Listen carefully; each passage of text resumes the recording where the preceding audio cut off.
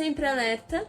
Oi gente, então eu vou falar aqui hoje sobre o item 4 da especialidade de cinefilia, que consiste em demonstrar conhecimento sobre as tecnologias empregadas na gravação, produção e reprodução de filmes desde a história do início da história do cinema. Bom, vou começar falando de 3 máquinas que eram utilizadas, que vieram anteriormente ao cinematógrafo dos irmãos Lumière. Bom, primeiro a gente teve a lanterna mágica que eu falei no vídeo anterior, que era meio que um cone em que a gente tinha vidros e lentes e tinha um desenho nessa lente que era projetado numa parede. Bom, agora a gente vem com o praxinoscópio, que era um objeto, não era bem uma máquina, né? Mas era um negócio que fazia com que as imagens fossem se sucedendo, criando a sensação, a ideia de movimento. A gente já com certeza viu, tipo aqueles livrinhos em que você vai abrindo e aí as folhas vão passando e vai dando aquela imagem de movimento. Era assim que funcionava o praxinoscópio. Ele fez muito sucesso no fim do século XIX e era chamado de teatro óptico. Depois do praxinoscópio veio o cinetoscópio, que foi criado nas fábricas de Thomas Edison, aquele cara que inventou a lâmpada. Então, em 1884, era uma máquina individual em que a pessoa assistia os filmes sozinha, individual, né? Filmes de curta duração, e aí vem a película, sabe aquele filminho de câmera? Então, na verdade eu não sei bem se era desse jeito, mas era uma película de celulose que conseguia guardar as imagens e projetar elas através das lentes e dava essa ideia de movimento. Só que não era muito confortável de se ver o filme desse jeito, né? Por isso que os filmes eram de curta duração, e o ruim é que era individual, né? Não dava pra compartilhar o espaço com alguém, ver filme com a família, não dava certo. Então, depois disso veio o cinematógrafo dos irmãos Lumière, que desencadearam toda a história do cinema, né? Eu já falei dele no vídeo anterior. Bom, em 1927, a gente tem o primeiro filme falado, o primeiro filme com áudio, chamado de The Jazz Singer. Já em 1935, a gente tem o primeiro filme colorido, que se chama Becky Sharp. Só que assim, tem um pouco de polêmica dessa história, porque talvez o primeiro filme colorido, usando a tecnologia da empresa Technicolor, que foi uma empresa muito famosa por colorir os filmes, na verdade talvez já tivesse outros filmes coloridos antes, mas esse aí marcou e tudo mais. Em 1937, a gente tem o primeiro longa animado, que foi Branca de Neve e os 7 Anões. Não sei se vocês se lembram, mas Branca de Neve e os 7 Anões tem um desenho assim que é um pouco meio medonho, né? Então, porque foi o primeiro longa animado, né? Então, assim, foi um marco também, apesar de hoje em dia a gente olhar para aquilo e ficar com um pouco de, tipo, isso era um desenho infantil. Em 1952, Buana Devil traz o primeiro filme 3D, que eles usaram nesse filme um tal de 3D anáglifo. Era um 3D feito com cores, filtros, e aí eles davam a intenção de profundidade. O problema é que, além do filme ter tido uma bilheteria muito ruim, é que a longa exposição ao filme causava enjoo e dor de cabeça. Mas eles colocaram lá, ó, primeiro 3D. Ok, em 1970 surge o formato IMAX. Então, o formato IMAX são aqueles filmes em que a qualidade de imagem é muito boa, a resolução da imagem é muito boa, tanto que até hoje a gente tem as salas IMAX nos cinemas que prometem uma qualidade de imagem melhor, uma experiência melhor, né, durante o filme. Nessa época também surge o Dolby Stereo, que era uma melhoria no áudio dos filmes também, proporcionando uma melhor experiência de imersão no filme. Já em 1995 surge a primeira animação totalmente 3D. Aí, quem é? Toy Story. Eu fiquei até um pouco... Nossa, Toy Story, tipo, 95, eu vi Toy Story esses dias. Toy Story 4 esses dias, tá ligado? Mas enfim, então, foi a primeira animação 3D. E ele traz uma nova forma de contar a história. Porque se a gente compara Branca de Neve, Cinderela, ou aqueles filmes, e aí a gente vê os desenhos de Toy Story, são completamente diferentes. Toy Story ele vem agora com uma nova maneira de você explorar os personagens animados, né? E fez tanto sucesso que o último filme foi lançado ano passado, né? Bom, em 2002, a gente vem inovando com Star Wars Ataque dos Clones. Foi o primeiro filme gravado em suporte digital, sem película. Vamos só rapidinho dividir as coisas aqui. Bom, a película é o que eu falei, aquele filme preto e branco, que tem negativo e tudo mais. E aí ele ainda era usado até, tipo, esses dias, né, por algumas empresas, só que o problema da película é que ela vai envelhecendo, ela pode ser danificada, qualquer coisinha estraga, e não é muito vantajoso, tipo, pelo espaço e tal. Enquanto a gravar digitalmente, você vai estar tudo colocando as informações de bits e bytes, né? E aí você tem aquela informação no computador que nunca vai estragar por conta do tempo ou algo assim. E aí, por mais que a gravação digital ela perca, né, toda aquela questão aquela pomposidade da película, de você, nossa, cara de cinema, sabe, que a película tem, a gravação digital, ela é muito mais segura, né? Então a gente vai perder esse lado nostálgico, que a gravação digital nunca vai ter, mas tempos modernos, né? Hoje em dia também a gente tem os outros tripés, evolução de drones, porque antigamente só dava para filmar com helicóptero, que era muito caro. Os drones agora possibilitaram um novo campo de visão para os pequenos produtores.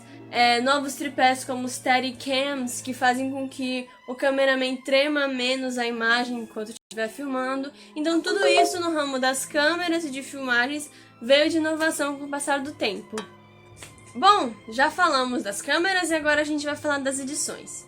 No início, a edição era feita com base em ilhas de corte. Só que o que era isso? Bom, eles tinham que cortar os filmes, né?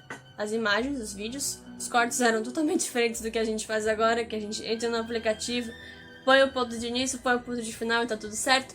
Não, eles tinham lá o filme inteirinho e aí eles tinham que cortar, literalmente, onde eles não queriam, o que eles não queriam jogar fora e depois juntar. Às vezes na hora de reproduzir um filme, imagina, a gente tinha um filme descendo aqui e aquele canhão de luz do projetor. E aí o que acontecia? Às vezes, galera, se o coisa que tirava o filme travasse, era tanta luz, tanto calor que o filme pegava fogo. E aí quem tava assistindo do nada viu o negócio pegar fogo.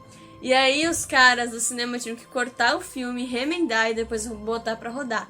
Então assim, acontecia assim, de você estar vendo um filme e do nada uma cena mudava pra outra e você ficava, o que aconteceu? Então, o filme pegou fogo e cortaram ele. Ok, voltando. Depois das ilhas de corte, a gente vem com stop motion, que é isso. É o uso de miniaturas. Foi usado em Hong Kong, mas não é o Hong Kong de agora, nem o de antes, nem o de antes, nem o de antes. É o Hong Kong antigo do antigo do antigo. E aí, eles, né, usavam as miniaturas para poder fazer aquelas Hong Kong gigantes subindo num prédio. Bom, nessa época surge também o matte painting, nos anos 30. Que foi o quê? Eram cenários pintados, que a gente vê muito em O Mágico de Oz. O Mágico de Oz. Eles tinham um estúdio grande e aí eles pintavam o estúdio e criavam um cenário deles ali, porque aí isso facilitava eles evitarem de irem de um lugar para o outro e criarem lugares mágicos como Oz, por exemplo. Depois surge o blue screen. O que era isso? Bom, a gente já falou que veio a tecnologia da Technicolor colorindo os filmes. E aí agora com o artefato do azul, eles às vezes filmavam no fundo azul, depois eles recortavam essas cenas, né? E aí eles combinavam com outras imagens isso. Então imagina o efeito do nível do chroma key da época. Bom, nos anos 70 vem as maquetes e as miniaturas que depois eram finalizadas com rotoscópio. Meu Deus, o que é isso, Jaque? Fácil. Star Wars 4, 5 e 6. Quando a gente vê lá os blasters, o sabre de luz, como é que isso era feito? Então, além de Star Wars ter usado e abusado das maquetes e das miniaturas, Nessa época eles faziam o filme, né? E depois eles usavam a tecnologia do rotoscópio. Rotoscópio era um instrumento mágico que permitia que os caras desenhassem na edição final para criar os efeitos. E é assim que foram feitos os sabres de luz que brilham e são coloridos. Eles eram criados depois, né? Usando a tecnologia do rotoscópio. Bom, nos anos... lembrando... Foi aí que a gente tem a consagração de grandes diretores, como Steven Spielberg, George Lucas, Kubrick, né? Que alguns deles utilizaram muito dessa tecnologia. Nos anos 90, a gente tem os efeitos 3D gerados por computador. E aí o filme da vez é Jurassic Park, né? Quem imaginava ver um dinossauro junto de um ser humano num filme? Então, aí veio o computador, que facilitou muito agora a produção de filmes, né? Que aí permitiu que os efeitos fossem criados lá. E aí nessa época também surgiu o Chroma Key, o famoso fundo verde que a gente joga a imagem depois do computador. Isso permitiu que os filmes agora tivessem muito mais realidade. Nos anos 2000 vem o CGI, que é a imagem gerada por computador. E aí a gente vê muito disso nos filmes da Marvel, que eles pegam um personagem atual e aí às vezes tem cenas com ele novinho. E aí, tipo, não é um ator parecido, é uma imagem gerada por um computador, né? E isso possibilitou imagens mais reais, né? Você poder criar uma história algo mais não verdadeiro, mas mais aceitável, né? Então, é isso. E a partir daí, a gente não sabe mais o que tem a se inventar, porém, foram só as evoluções de imagem, de computador, de programa, que foram facilitando e trazendo a experiência do cinema, transformando o cinema em algo mais real. Ainda mais as viagens intergalácticas, que hoje são incríveis e parecem muito mais reais do que eram, por exemplo, em Star Wars.